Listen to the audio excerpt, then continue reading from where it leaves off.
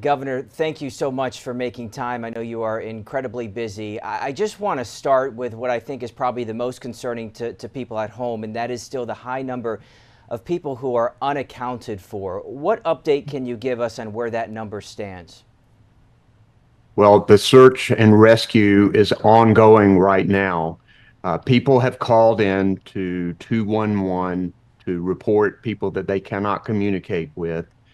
Rescue teams are going out, knocking on doors, sometimes having to airdrop into places to check on people. A lot of people have been reunited, finding out that everyone is okay, but that process is ongoing. We know that there will be more fatalities. There are 55 confirmed fatalities in North Carolina right now. That effort is continuing to go on. We have people from all over the country who have joined search and rescue. Our National Guard alone has rescued 1,400 people. So the process continues to move forward. I can't exactly quantify that number because people are constantly being reunited and there's communication being set up, and we are working very hard to save lives. That is the number one priority right now. How much of it is an issue of this lack of cell phone service that is hitting so many of the communities in Western NC? That's most of it, in fact, because there are a lot of people who have gone a period of time just can't get out because the roads are blocked and can't communicate because they don't have cell phone service. And many people have been relieved when they're finally able to communicate with their friends and relatives.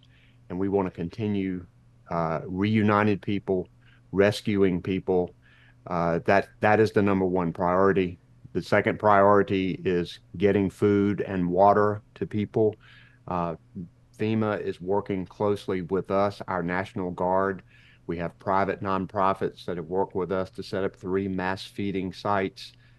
Millions of liters of water are being delivered in. We have a lot of water systems out. I'm about to leave this and to get an update on where we are with repair of water systems, which will tell us a lot about how long we need to sustain a lot of mass quantities of water commodities going into these areas. We want to get these water systems back up and running as quickly and as safely as we possibly can. We also are Yeah, and I working know on cell people that phone service. Yeah, sorry. Cell phone service is a big deal. They are continuing to move their deployable mobile devices in to help with cell phone service. We're seeing progress there. Power outages are down from 1 million to a little over 250,000 as of this morning. So progress is being made there. We know we have all of our acute hospitals back on the main power grid and off generators. So some progress is being made. A lot of work is still to go on. Well, part of that progress, Governor, people in Asheville got some good news yesterday when I-40 reopened in that part of the area. I know when you get closer to the North Carolina-Tennessee border, that road becomes a little bit more problematic. What's the update in terms of some of the major thoroughfares in Western NC?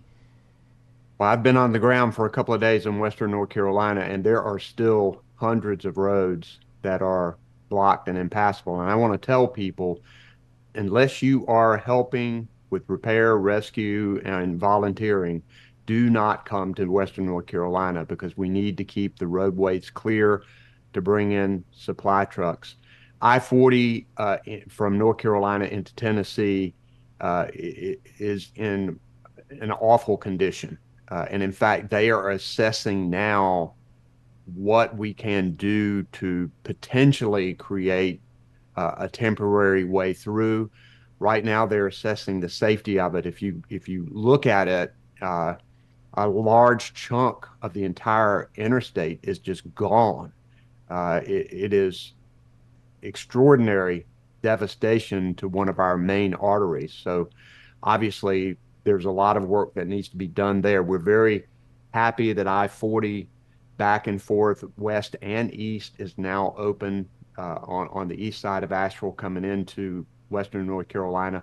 I-26 also is open, which is good, but that doesn't mean people need to come because we need those arteries to bring in supplies, to bring in rescue volunteer workers, medical personnel, cell phone trucks, uh, utility trucks to cut the power back on.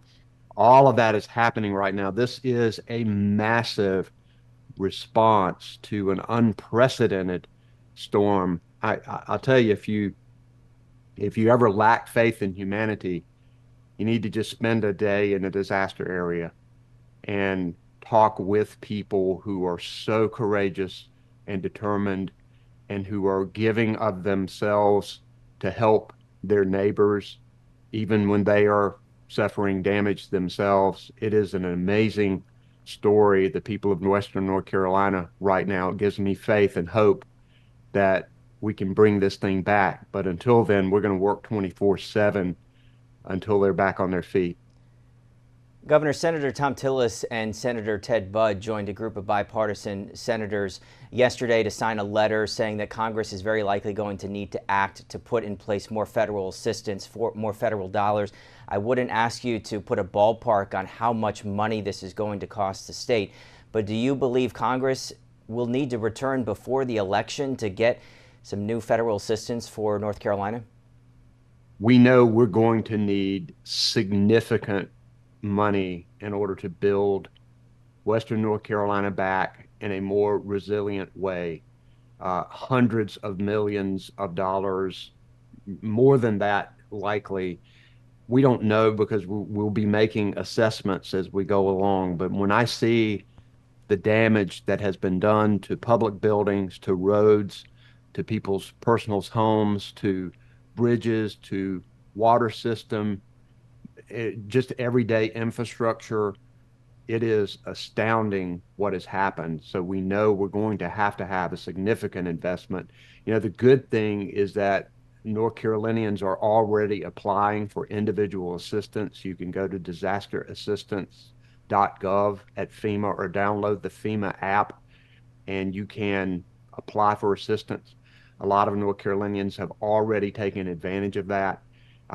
We have the president's coming today, the Secretary of Homeland Security, the FEMA administrator has been on the ground with me over the last few days. We're continuing to surge resources into Western North Carolina. We know there's a lot to do, but we know this effort will be significant and that we can bring Western North Carolina back. I know we can, we must. Governor, since I have you, I do want to get your reaction to a report from WRAL this morning that found as you were seeking approval for emergency powers to order evacuations and begin other emergency actions last week before the storm even came through from the North Carolina's executive branch, the Council of State, every member of the Council of State responded except for Lieutenant Governor Mark Robinson. I just wonder if you have a comment on that. Well, officials need to be doing their duty, particularly in a time of trouble. We all need to pull together right now. We need to put politics aside and we need to come together, all of us, to make sure we respond to the disaster that's happened in Western North Carolina. And that's what I think most of us are trying to do. Two last quick questions before I let you go. Just talking, this has not gotten a lot of attention for good reason because the attention needs to be on the people who are suffering right now. But a big part of the Western North Carolina economy, I don't have to tell you, is the changing fall season, the changing of the leaves, which in some estimates is worth more than $1 billion to the state. What is your message to tourists who were considering coming to the state? Should they postpone to next year? Well, don't come now. Don't come now. I think over the next few weeks, we will see what we've been able to do, how much we've been able to build back. There may be a difference in some areas and not others. So we don't want you here now, that's for sure. Lastly, quickly, Governor, I just want I'll have our producer put it on the bottom of the screen here, the way that people can donate. NC nc.gov/donate is how people can donate, and that is housed by the United Way. I'm sure you don't have this number, but do you have any sense of just how much money has been raised or how many people have reached out to donate and help the state? Yeah, we have a massive federal, state, and nonprofit response to this, but there are always holes. And this disaster relief fund, nc.gov/donate, is a place where you can donate to help. We know that a lot of people are. I haven't gotten the latest numbers on it, but we appreciate any help people can give. nc.gov/donate. Governor, thank you so much for your time. Appreciate it, and thanks to all the state employees around the area that are doing a lot of great work. So thank you so much. Thanks, Ruben. Thanks for watching our YouTube channel. For more stories in your community, click the subscribe button here. You can also download the Spectrum News app or watch us on TV for the latest information, balanced coverage, weather updates every 10 minutes, and more. We'll see you then.